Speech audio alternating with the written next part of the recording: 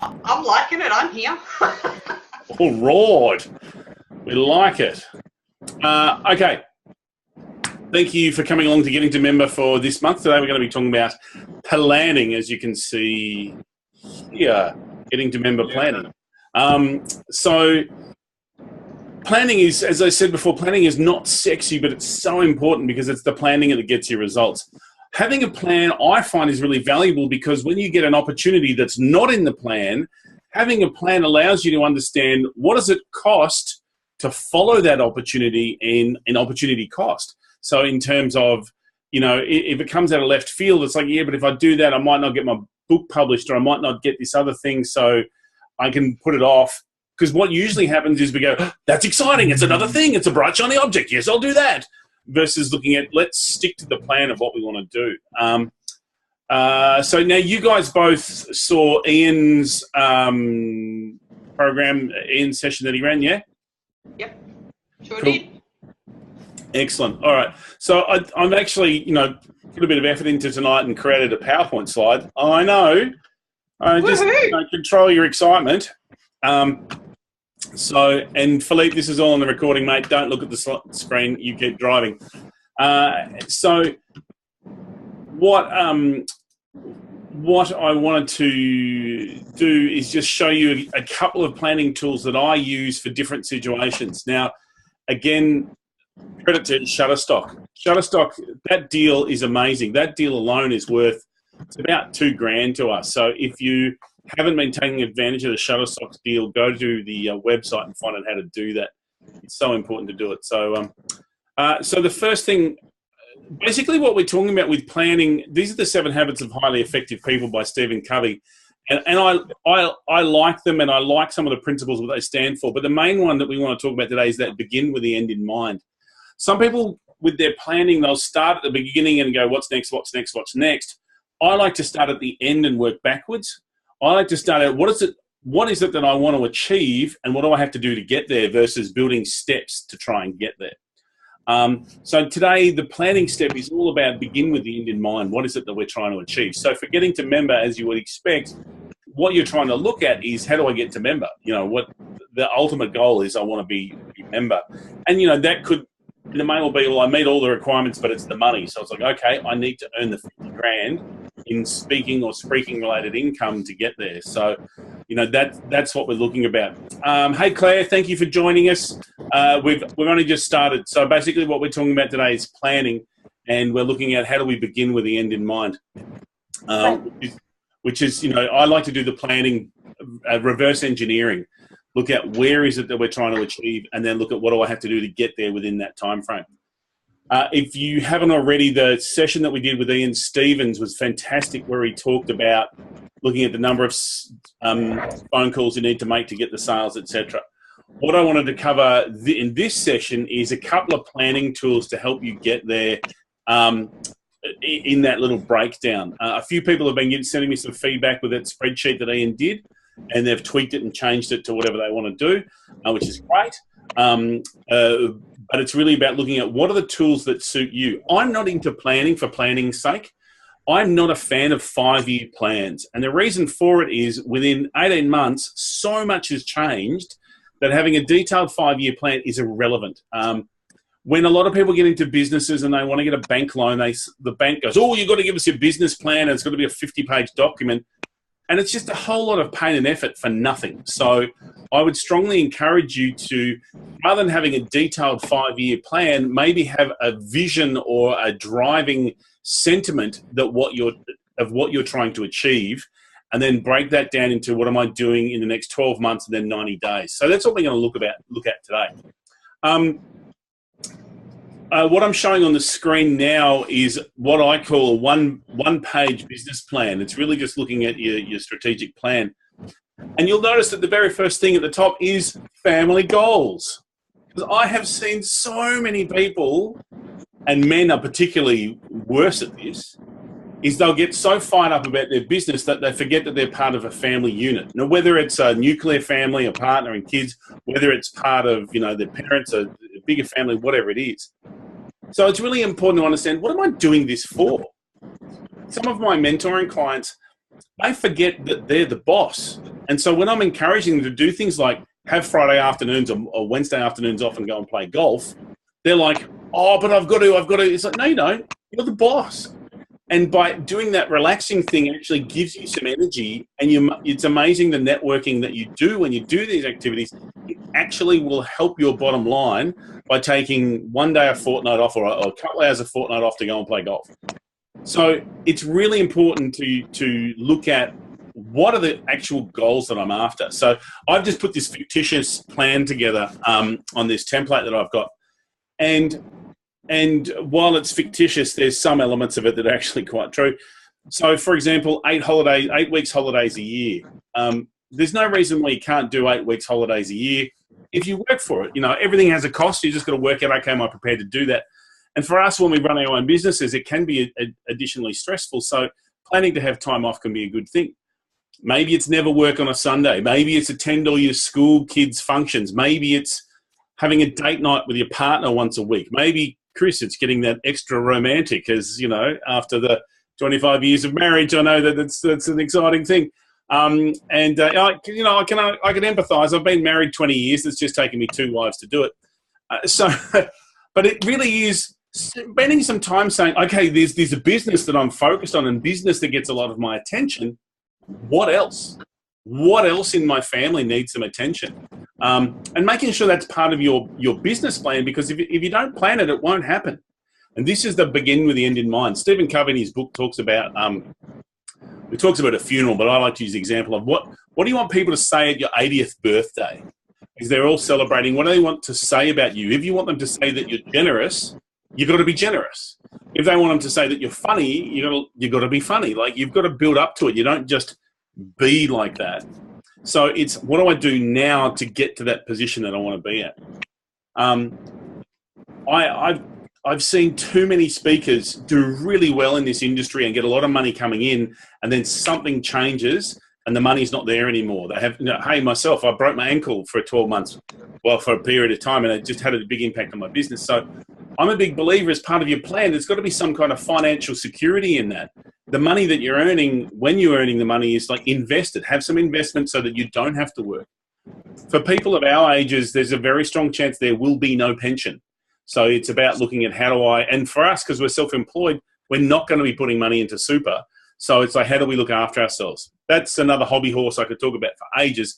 But at the very least, you've got to consciously think about, what is it that I'm trying to achieve with my business? And then you want to break it down into some key business goals. Now, for me, in my business, I've really broken that down into the number of presentation days, the number of product sales. I do a little bit of coaching and mentoring. It's not a huge focus, but it could be. So maybe coaching and marketing activities. Winston Marsh said many years ago, and I'll never forget it, and I tell anyone who'll listen, you've got to be a better marketer of what you do than a doer of what you do. Don't get me wrong. You've got to be good at what you do as well, but you have to be a better marketer. I mean, you've got to be good or you'll never get the second gig, but there are so many speakers out there who you are better than.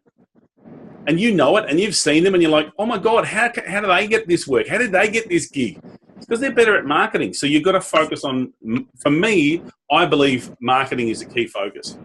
So with this tool, it's just a matter of going through, and this is really breaking it down to the 90 days of what's my goal for the year. So if I focus on this presentation days to start with, and it may well be that you want to do 5 paid presentations for the year on an average of, say, $3,000. By the way, you'll notice that I've put last year's income at the very top, so I've got a comparison amount, and then this year's income is made up from whatever the other figures all add up to. So it may well be that you want to do 3 paid days at $3,000. Now, I've just made up a $3,000 presentation fee, but maybe that's it for a half-day workshop, full-day keynote, whatever it is that you do. You might have there some unpaid strategic presentations. I know some people who will do I only do a certain number of free or charity presentations, and I might do some if there's value in terms of strategic factor. But for charity, I have a limited number, because there's always a charity that says, oh, can you come and do this? Oh, it'd be great if you could. And so it's about having a limit and being able to say, I'm sorry, I've made all my charitable commitments this year, but I'm happy to book you in for next year. So you can do that kind of stuff.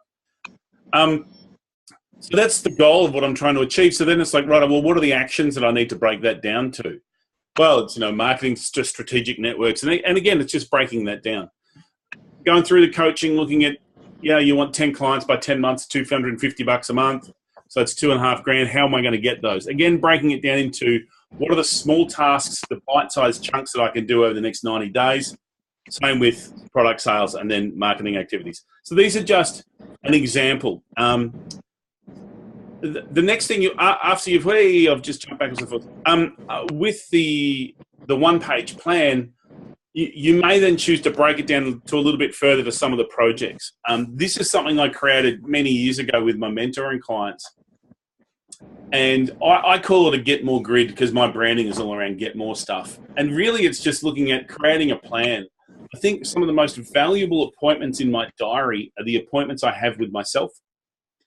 Because if it's not in my diary, it doesn't happen. My wife and I share a diary for our social life, so make sure that we do have dates, to make sure that we do, if so-and-so's got a birthday coming up, that it's in there. So she can look at my diary and see when I'm away and when I'm not. I can look at the diary and see when she's a shift worker, so see what shift she's on.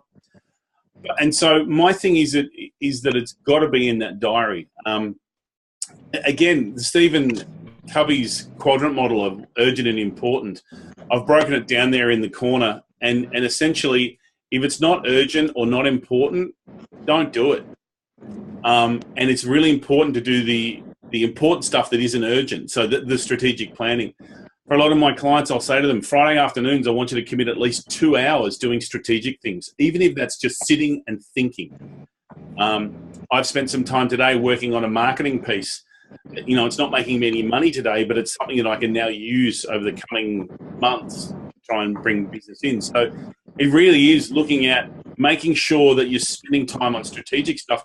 Otherwise, you will just be spinning wheels. Unfortunately, we love being busy.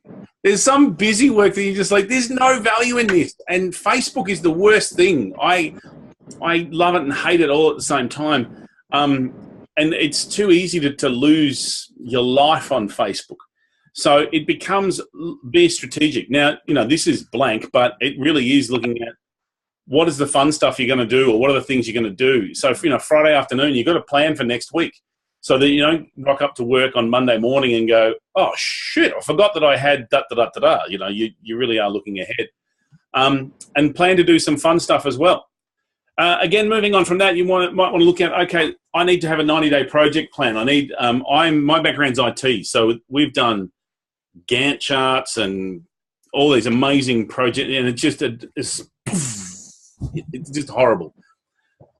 So Gihan Pereira is a CSP based out of Perth, and he presented this once, and I thought, I really like that. And this is a simple spreadsheet where you can break your project down, get your why, break it down into the different tasks you want to do, and then each week check where you are with your level of completion. And it just helps you quite easily and quite visually see that where you're at in terms of your planning. And again, I'm throwing at you, and there's another 3 or 4 different planning models here. There is no one right way. But it's important for you to say, okay, what's going to work for me and what's the way that I want to work? And looking at your business, you'll have, for example, I know Philippe's doing some amazing projects such as the chair. And so there will be a product design, no doubt there will be a large project chart that goes over multiple years based on what they're doing. There'll also be some short things. Most of us are going to update our website at some stage. So we would hopefully have some kind of project plan to help us progress through that, knowing all the key elements that we need to do. Otherwise, it's just too easy to miss stuff. The number of people I know going, I've updated my website. And I'm like, oh, great. And where's your contact me button? Oh, shit. So, it's all about having a plan to better understand it. All right. I'm quickly rushing through some of these, but they'll be available for you if you want them. This is my one-page business plan that I got inspired from some other stuff around the place. This is really hard to read, so I've blown it up. And basically it starts off by saying, okay, what's the problem that you solve? Who are your 2 key team members? What's your budget? And what's your target market? And then just going through looking at who is my ideal target market. I was talking to a speaker today, and we're talking about, they wanted to sell more and the stuff that they want to do. And I'm like, well, who's your market? Who are you approaching? who's going to buy what you've got to sell? And if you've got something that's unique, that's a good and a bad thing. It's good because it's unique and no one else is out there selling it. It's bad because the market might need to be educated first before it can be sold to. So it's really looking at who is it that wants what you've got and how can you approach them. So, what's your sales target? What are your main expenses? What are the key people positions you need to achieve it? I've always been a huge fan of vision, mission, values and understanding who are you? What do you stand for? Because it makes it so much easier if you get an opportunity to go and speak for, let's say, a tobacco company or an alcohol company to understand, well, what are my values and what do I stand for? Would I do that? So, it is understanding that kind of stuff. And again, part of, what's your fee structure? I know we've talked about it before, but just to quickly touch on it, the question, how much should I charge, is a very common one. And what I like to do is have a price list, because what I found was people say, how much is? And I'd go, because I'm talking about me and it's valuing me and I'm putting myself out there. Whereas once I had a price list, I could say, let me tick the price list. And it was a tip off Michael Grinder. And because what you're doing is saying, if the price list is here, the price list is something different. It's not you and it's not me. It's this other third thing. So it's you and me against the price list, not you versus me. And it makes it so much easier to say, let me check the price list and get back to you. Oh, for something like that, it's blah, blah, blah, because it's on the price list.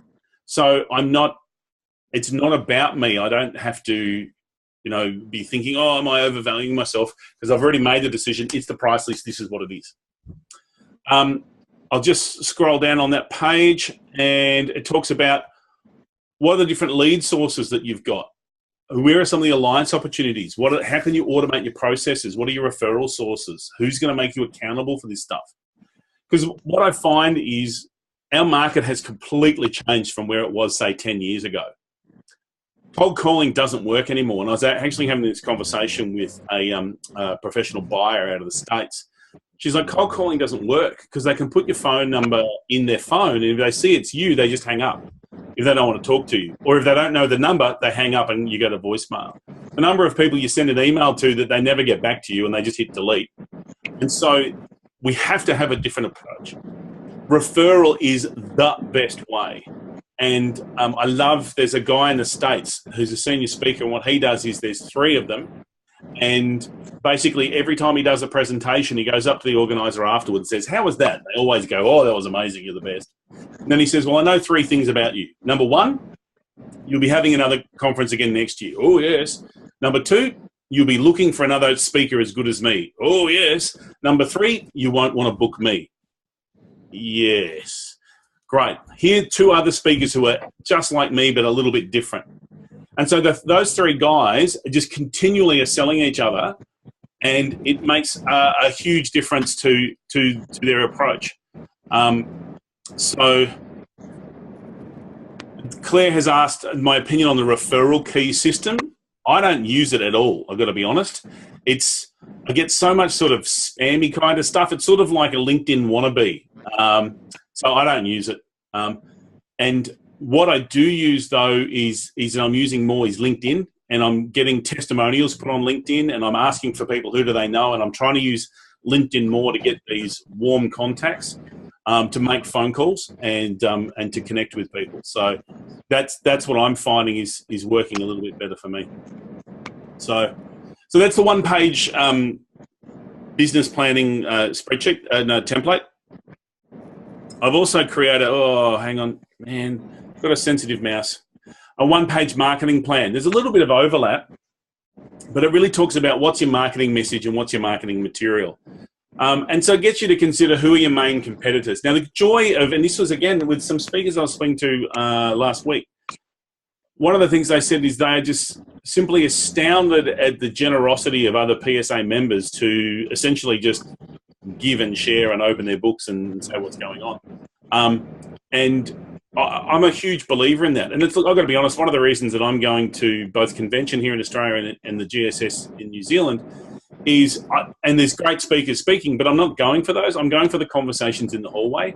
I'm going for the people that I sort of can connect with, and because that's where the business comes from. That's where I learn the most, because I'll talk about a specific thing or have a specific conversation. And it's a good thing. So yeah, some of the questions there are like, what are your marketing materials? What actions you're taking? What do you have a marketing budget? And I would suspect that most people don't have a marketing budget. They don't sit at the start of the year and go, right, how much am I prepared to spend on marketing? And we'll spend a lot of money on coffee, on meetings, and we'll spend time on stuff. But sometimes you've got to spend money. I've just got some one-pager posters printed off today. And, I just got, it's nowadays with stuff like Vistaprint and whatever, you can get stuff printed pretty cheap. And it's that whole, give it a crack. If it doesn't work, try something different. And it's being willing to spend some money on that kind of stuff. One of the big things with the marketing plan is really looking at what are the pain points that your clients are facing. That's the biggest selling thing, like finding out what is their pain and squeezing it. And then looking at specific goals, some of your strengths and weaknesses, opportunities and threats, a standard SWOT analysis. So that's the one-page marketing plan. All right. So I'm going to stop sharing my screen right now and come back to us. So there are a whole lot of planning templates, and it's all very exciting. And I'm sure you're thinking, wow, planning, lovely, good, great. But if you don't do it, you're wasting your time looking at the templates because you're not going to use it. So my question for you is, what are your challenges around planning, or what? Most of us know, or we'll go, oh, yeah, I know I need to be doing a bit more planning, but we don't do it. So what are your barriers to planning? What's holding you back, or what do you wish you knew about planning? Because, I can talk forever. Just ask my wives, they'll tell you. But what is it that you want to know?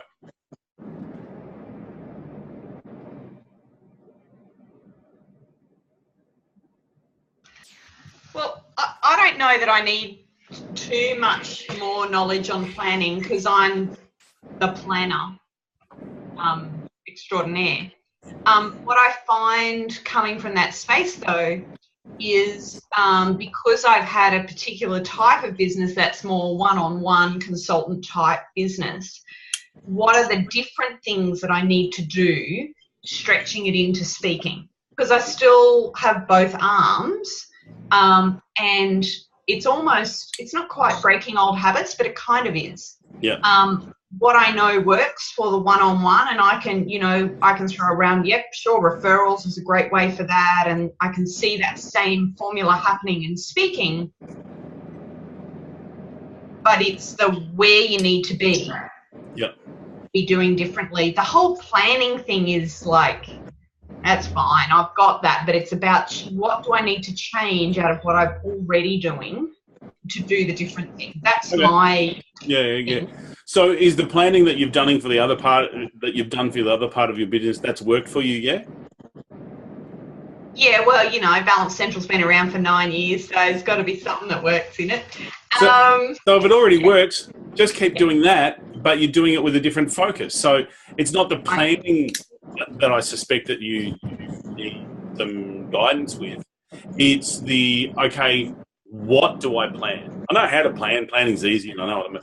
But what is it that I need to plan? Where are the people who are going to buy my services? What is it that I should be selling? That kind of stuff. Yes, and getting to that exposure. That's and it's interesting because I know better. I know that it's not about how do I get to those. It's like where do I need to be? Who do I need to be in front of? They're the better questions that I need to be asking. Yeah. But I have a default into how. Yeah. So yeah, that's okay. my great. take on the planning. One of the issues that most planners face, people who are good at planning, is they forget to take the action. They make these amazing plans and then they don't do anything. And it's action where the money is. So, okay, cool. We will address some of those, lovely Chris. Claire, what's your stuff around planning? Are you good at planning? Are you got all the tools? You know what you're doing? You're good. I just, again, like Chris, need to know where the money is.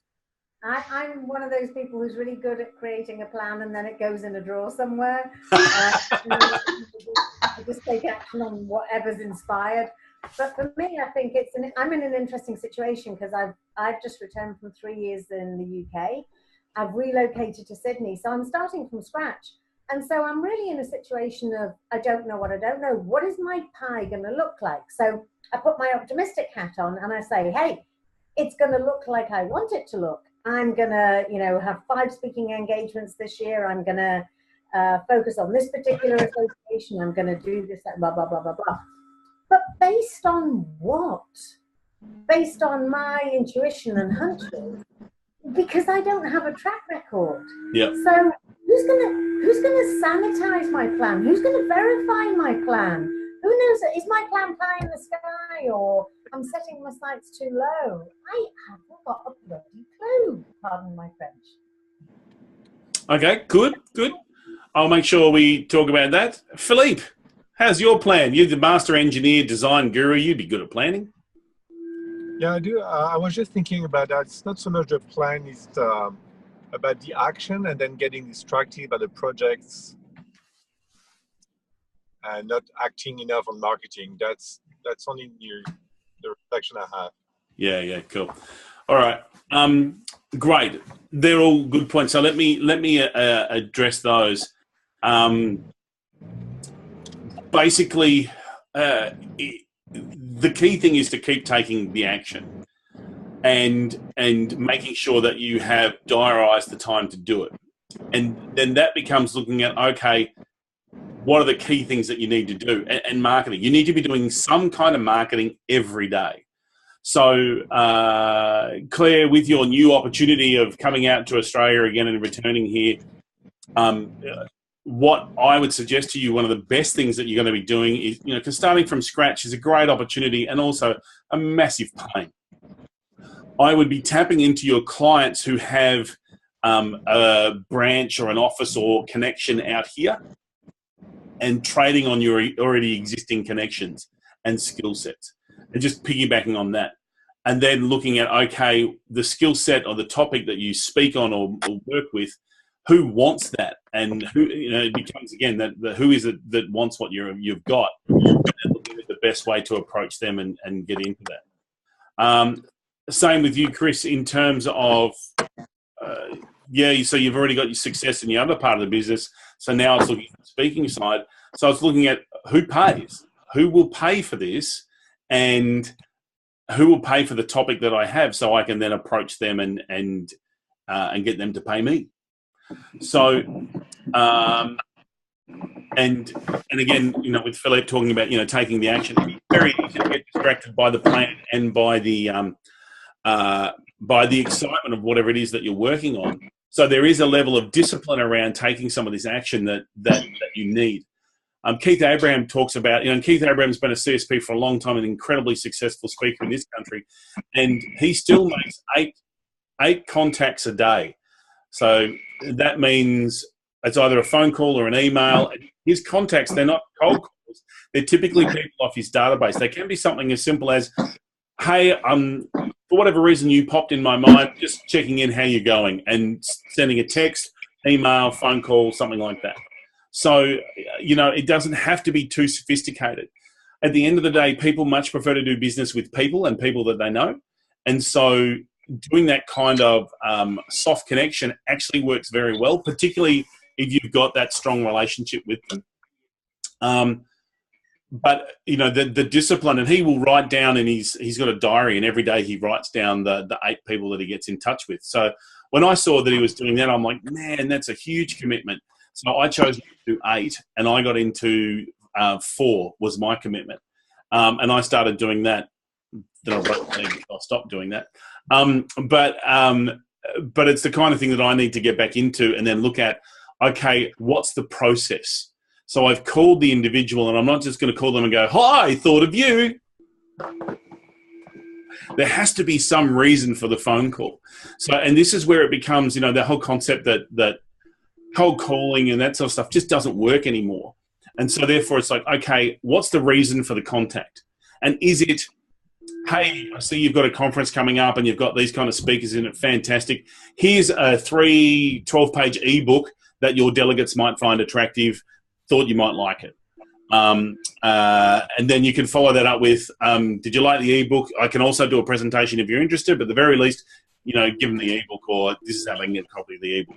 Now, there might be a statistic or a news or an article or something that you can get in touch with and share with them, so that it's a valuable connection. It's not just a, hi, how's things going? Because people, it's not true, but people say they have no time. For the right value, they will make time. But what you've got to do is quite quickly assert what your value is. So within your planning, it's really understanding is what is the value that you're presenting. And typically that's by understanding what's the pain you take away. So can I ask, in terms of the discipline of 4 contacts a day, how long have you been doing that, and what difference does it make to your business? So for me, I stopped doing the 4 contacts a day in March last year because that's when I broke my ankle, and it wasn't worth me contacting them because it's just I couldn't do anything with it. But having said that, and I have been slow to get back into that, and I'm being upfront about this. I'm not sort of going, oh, yes, I'm a legend and I do this, because I just haven't. But I know that for Keith, it has had big results and he's inspired other people to do it. But what it does is it creates a habit, and that habit is I'm always connecting. Because what happens is, for most of us, we are more likely to get into the habit of doing busy work versus the high value work. I've got a little poster here that I've created. It's just a reminder for me that says, are you marketing, selling, or servicing? If not, stop what you're doing and do these things. And that's purely just to remind me to do what counts. Because it's really easy to go, oh, I'm going to, fight around on Facebook. Oh, I'll create memes because that's being, it's this busy work that we can disguise as marketing, but it's not where the value is. It is about making a decision about where, what's going to give me the return. And that's going, if I just quickly jump back here, that's going back to looking at the basics of, what is it that you're offering? When are you going to offer it? Where are you going to do it? Who are you doing it for? And most importantly, why? Why you? Why should we have you over anyone else? And also, the why is a valuable question in terms of, why are you doing all this? So for yourself, it's looking at what is the value that you're offering and how can you quantify that? And sometimes you've got to lead that discussion. So, for example, one of the things I do is work with organizations with their exhibiting and their sponsorship stuff. And so I can say to clients, look, one of my previous clients who I went and we did training before they went to an expo, got a 533% increase in their qualified leads. And what that means for them is an extra 150 grand on their bottom line. So I'm not saying, oh, we help you get more sales. I'm actually saying it's this many percent, it's this many dollars on the bottom line. Sometimes it is drawing that line of like, if I work with your team, we will save you 2 hours a day in what you're doing, and at an average rate of $60 an hour, that's $120 a day, which for a team of 10 is this much over a year. It's just drawing the line so they're like, holy shit, that's a truckload of money. How can we not use you? So I'm a big believer in the client wants, what you've got to do to sell to the client is make it easy for them, make yourself easy to buy, but make life easier for them, save them money or increase their revenue, help them get more information or stay ahead of their competitor, or minimize a risk of some description. If you can do any of two of those 4 things with what you're presenting, that's going to save them a whole lot.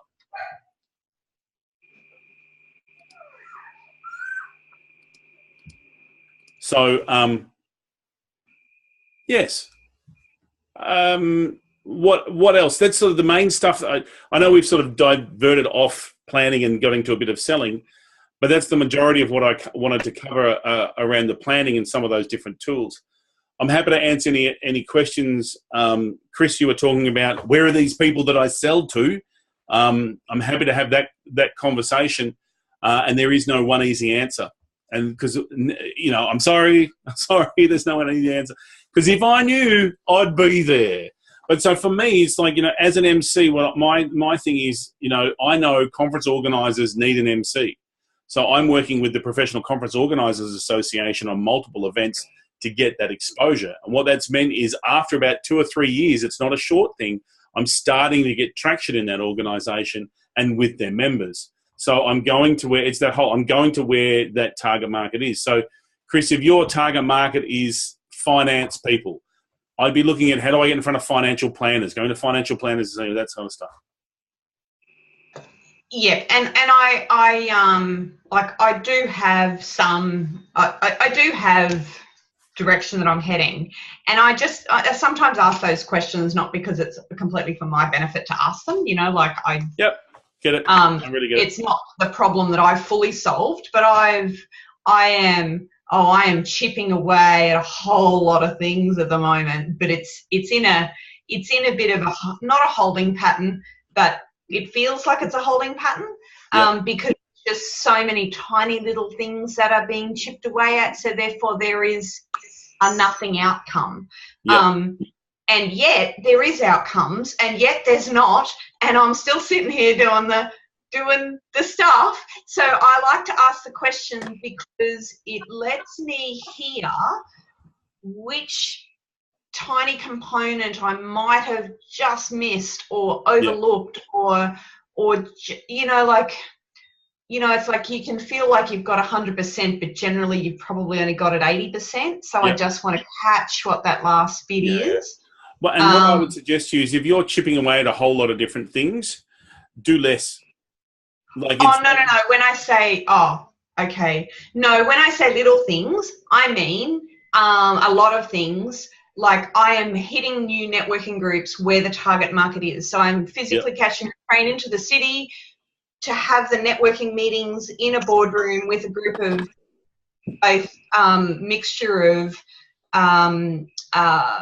they're not startups, they're in government, and they're this, and they're all that type of I've never done that networking before in my life, and I've done it for 8 years. That's a little thing, that's one thing. I'm working with Lindsay to get my one pager happening.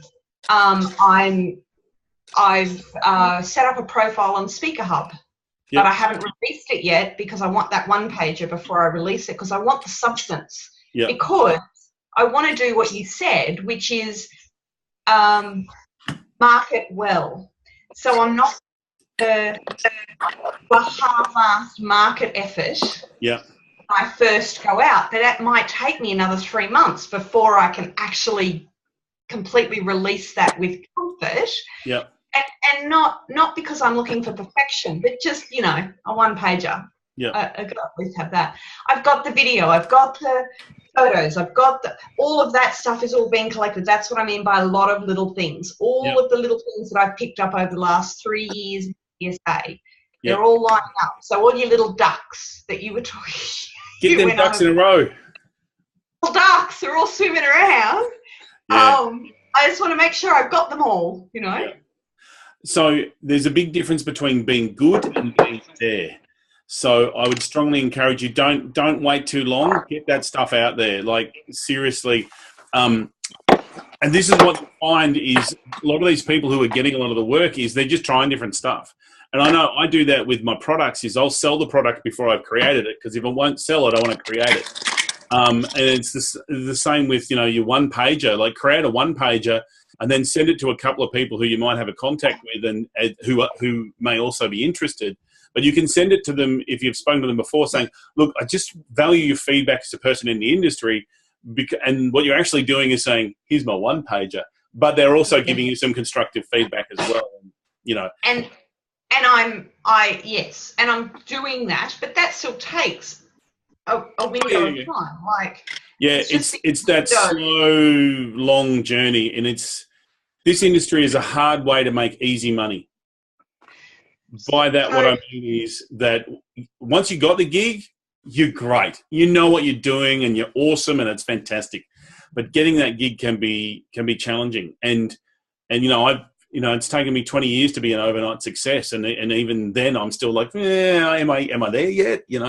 And it's the continuing hustle. And you talk You look at the likes of, Michael McQueen, who's been around for quite some time and doing amazing stuff, but he's always, like, every couple of years, he's got to reinvent himself because they're like, okay, now what next?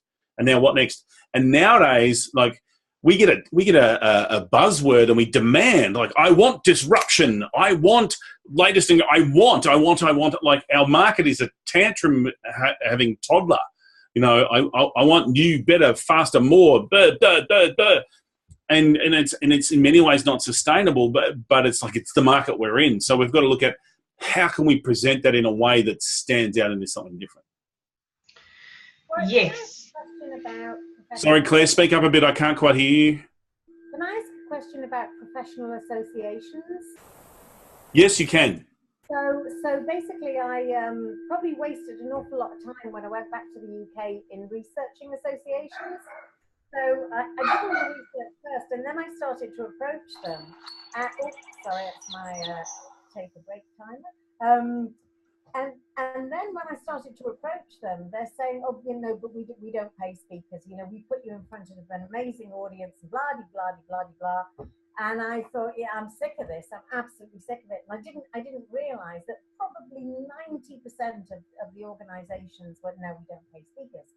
So, is it still an avenue to follow? Because a lot of the stuff that definitely. I've made some good money off associations, and as an MC, it's probably one of my larger markets. While they don't have a massive amount of money if they're smaller, some of the bigger ones have a truckload of money and spend a huge amount of money. So you can't sort of say associations don't. Where you'll help yourself is understanding who is my target market, and not just who, but what kind of event. So I know if they've got over 200 people in an event, they're going to be paying about $1,000 each to attend the 2-day event. So that's $200,000. So they've got a budget. And again, it's about what's the value you're providing. So I know for some associations now, what I'll do is a webinar and a presentation, or a webinar and host it, or I'll host it and do it before. Hey, everybody, sign up for the conference. And then afterwards, what an amazing conference. Look at the 5 key things we came out of it. So it's about how do I position the value that you can offer. But associations for a lot of speakers are a great source, because what happens is you'll have a large company that's a member of the association that might see you and go, oh, you need to come and do something in-house for us. So associations, doing it for exposure alone is not enough, because exposure bucks are crap. I hate going to the supermarket trying to pay an exposure bucks. They will not accept them. So it's like, why should I do that? So, but associations really are a huge, and there's associations for everything. There is a service that creates an association manual here in Australia that has a whole lot of details about them. I haven't actually used it because I've had a look at some of the information and it's not quite as detailed as I wanted it to be. But I mean, like, you can go to LinkedIn and go search for Event Organizer Association. And then you look at their website and go, okay, what sort of events do they do? And if it's just a monthly, meeting, probably not. But if they do an annual convention, yeah, strong chance you could. And it's no reason why you can't, you might speak for free at a monthly meeting, because otherwise you're just going to be at home anyway. So you might as well go and have a chat with the intent saying, I'll do this. If you like what I do, you'll put me forward for the national convention, which, can happen. Cool. All right, we're a bit over time, so unless anyone has any other questions, I'm going to call it there. I hope that that's been helpful in some description. And I'll put in the what is it? The Vault. I'll put those templates in the Vault so you can download them if you want to. Thank you, Warwick. You always give a little bit of gold every time. We do like a nugget. We do. So thank you for being here. And lovely to see you, Claire. It's been a while since we've seen you. You too, Chris. It's been a long time.